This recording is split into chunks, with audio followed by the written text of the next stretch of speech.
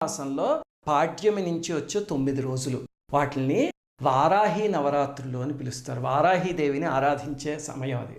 తర్వాత మాఘమాసంలో పాడ్యమి నుంచి వచ్చే 9 రోజుల్ని శ్యామలా నవరాత్రులు అంటారు. అంటే శ్యామలాదేవిని ఆరాధించేవన్నమాట. ఆ అమ్మవారి ఉపాసన ఎలా చేయాలి అనేది వీడియోలో చెప్తా. ఒకటి గుర్తుపెట్టుకోండి, నవరాత్రుల్లో చెయ్యండి.